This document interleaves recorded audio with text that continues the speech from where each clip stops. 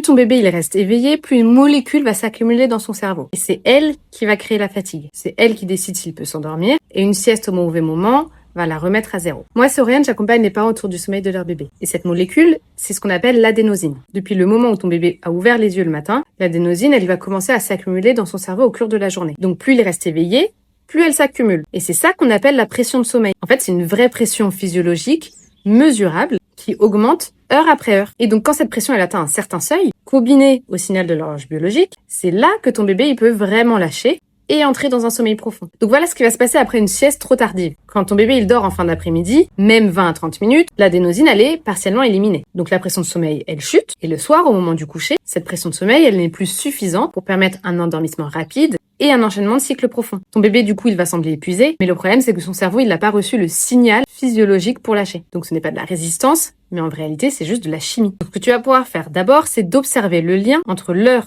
de la dernière sieste en fin de journée et la qualité du coucher. Chaque bébé a ses propres fenêtres d'éveil. Elles varient selon l'âge, le tempérament et la journée. Mais si les couchers difficiles y reviennent régulièrement, c'est souvent le premier endroit où il va falloir regarder. Ensuite, si tu suspectes une sieste trop tardive, décale-la progressivement vers un horaire plus tôt. Juste quelques minutes par jour, ça suffit. Pas de changement brutal. Et en fin de journée, favorise un temps d'éveil calme et posé plutôt que des stimulations intenses. Parce que le corps, il a besoin aussi de redescendre en température et pas de se réactiver. Donc note l'heure de fin de sieste et l'heure d'endormissement sur plusieurs jours et tu verras que le schéma qui se répète pourra te dire quelque chose, pas juste un soir isolé. Donc si les couchers de ton bébé sont longs et difficiles sans raison apparente, écris sommeil en commentaire et on regardera ensemble ce qui se passe.